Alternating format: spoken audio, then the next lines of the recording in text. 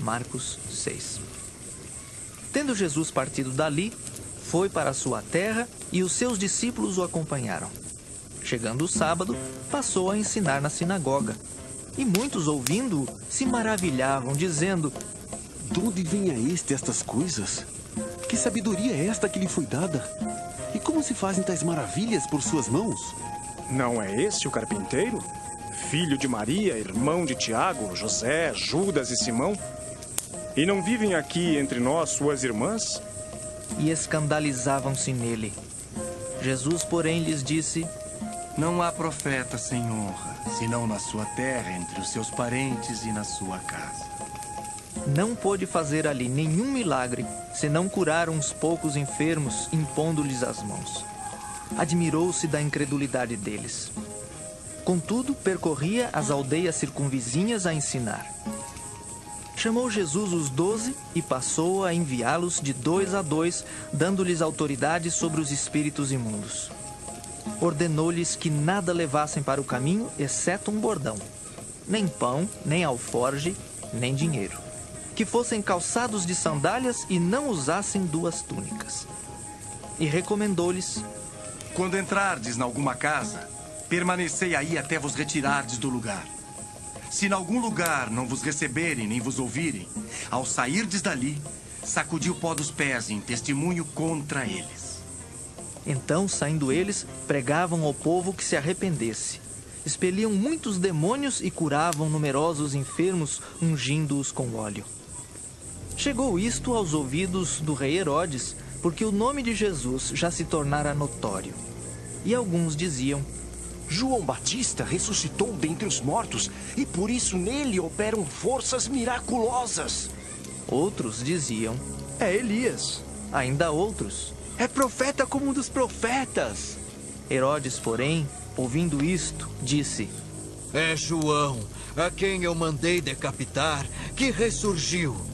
Porque o mesmo Herodes, por causa de Herodias, mulher de seu irmão Filipe, porquanto Herodes se casara com ela, mandara prender a João e atá-lo no cárcere. Pois João lhe dizia: Não te é lícito possuir a mulher de teu irmão. E Herodias o odiava, querendo matá-lo, e não podia. Porque Herodes temia a João, sabendo que era homem justo e santo, e o tinha em segurança. E quando o ouvia, ficava perplexo, escutando-o de boa mente. E chegando um dia favorável, em que Herodes, no seu aniversário natalício, dera um banquete aos seus dignitários, aos oficiais militares e aos principais da Galileia, entrou a filha de Herodias e, dançando, agradou a Herodes e aos seus convivas.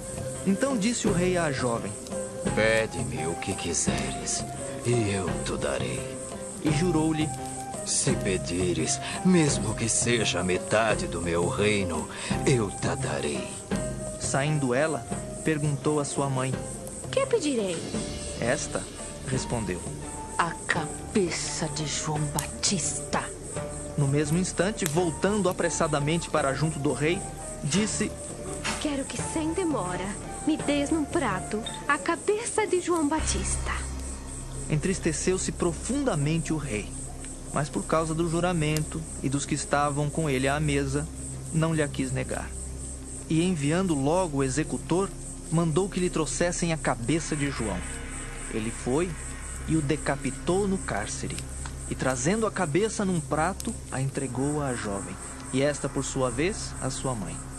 Os discípulos de João, logo que souberam disto, vieram, levaram-lhe o corpo e o depositaram no túmulo.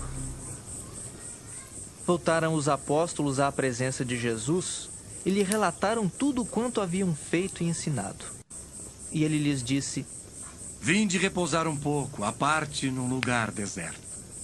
Porque eles não tinham tempo nem para comer, visto serem numerosos os que iam e vinham. Então foram sós no barco para um lugar solitário. Muitos, porém, os viram partir e, reconhecendo-os, correram para lá, a pé, de todas as cidades, e chegaram antes deles.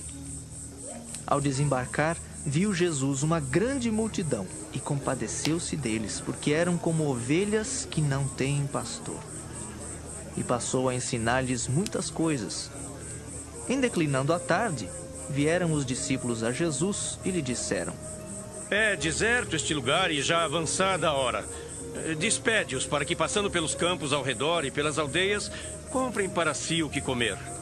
Porém ele lhes respondeu: Dai-lhes vós mesmos de comer. Disseram-lhe: Iremos comprar 200 denários de pão para lhes dar de comer? E ele lhes disse: Quantos pães tendes? Ide ver. E sabendo-o eles, responderam: 5 pães e 2 peixes.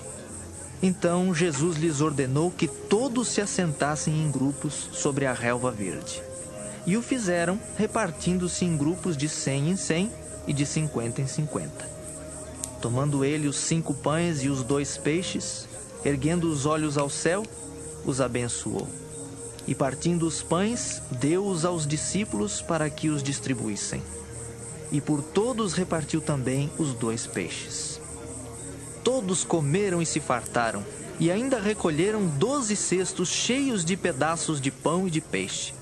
Os que comeram dos pães eram 5.000 homens. Logo a seguir, compeliu Jesus os seus discípulos a embarcar e passar adiante para o outro lado, a Betsaida, enquanto ele despedia a multidão. E tendo-os despedido, subiu ao monte para orar. Ao cair da tarde, estava o barco no meio do mar e ele sozinho em terra.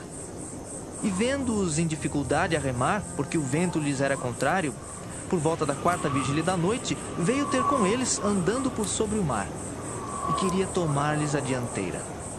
Eles, porém, vendo-o andar sobre o mar, pensaram tratar-se de um fantasma e gritaram, pois todos ficaram aterrados à vista dele. Mas logo lhes falou e disse: Tende bom ânimo, sou eu, não temais. E subiu para o barco para estar com eles, e o vento cessou. Ficaram entre si atônitos, porque não haviam compreendido o milagre dos pães. Antes, o seu coração estava endurecido. Estando já no outro lado, chegaram à terra e em Genezaré, onde aportaram. Saindo eles do barco, logo o povo reconheceu Jesus. E percorrendo toda aquela região, traziam em leitos os enfermos para onde ouviam que ele estava. Onde quer que ele entrasse nas aldeias, cidades ou campos, punha os enfermos nas praças, rogando-lhe que os deixasse tocar ao menos na orla da sua veste. E quantos a tocavam, saíam curados.